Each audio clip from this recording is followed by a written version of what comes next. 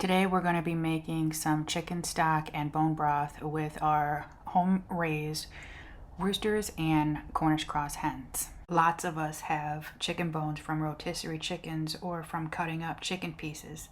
You can freeze those and make a batch of stock when you have enough. It is so easy. If you're using an electric pressure cooker like an Instant Pot, all you have to do is throw everything in there and program it. You can even leave it on overnight because the keep warm setting will keep the temperature in the safe zone without cooking it anymore. So with this first chicken, all I did was cover the bones with some water, didn't add anything else to it, and then cooked it for about 2 hours. And because I wanted a plain, and then I wanted something that had a little bit more flavor to it. Now the first one had a bunch of flavor to it anyway because we roasted it with a ton of herbs and, like rosemary and garlic and stuff like that. So you don't have to add any type of herbs to these stocks. If you don't want to, you can add whatever you want to it afterwards. I think that plain would probably work better for a lot of people that's going to use it in certain recipes. So unlike stocks cooked on the stove with a pressure cooker, there's no evaporation. All the liquid stays in the cooker. In fact, you'll likely end up with more liquid than you started off because some of it will cook out of the bones and meat. You can use bones from a raw chicken or a roasted chicken. I think that the roasted chicken comes out better because you're roasting the bones and you get kind of like that umami-ness of the roasted, them being roasted.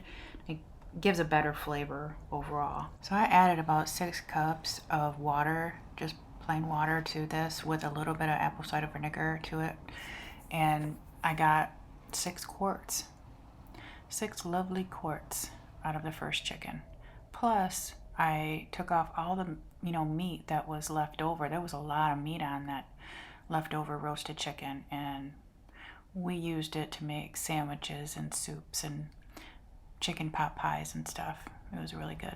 So for the second batch, I used a lot of different spices and onions and garlic, primarily just stuff that I thought would taste good in a chicken soup, because that's what I'm going to be using it for. That's why I said you just add whatever flavors that you like to your stocks or broths.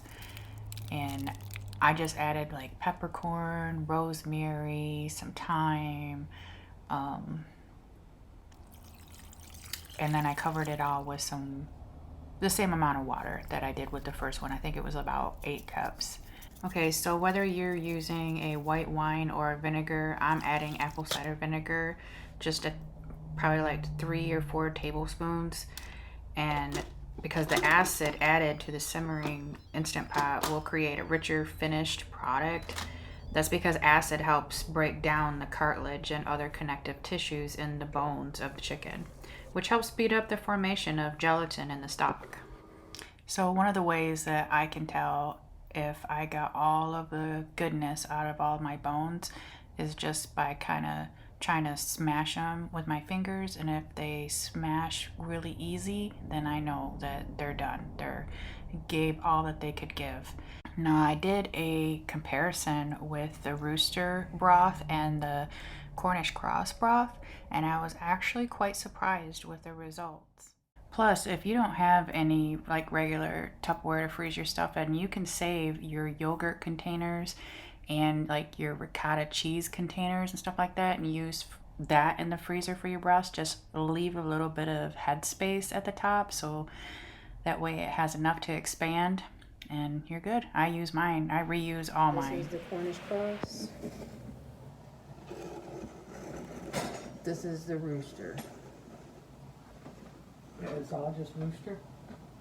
This is this is all the rooster.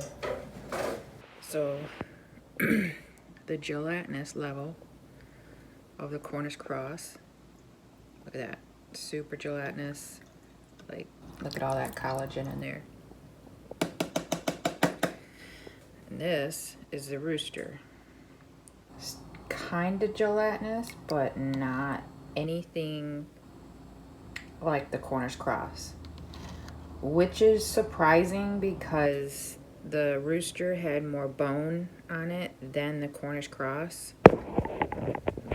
So into the freezer it will go until, ooh, almost dumped it.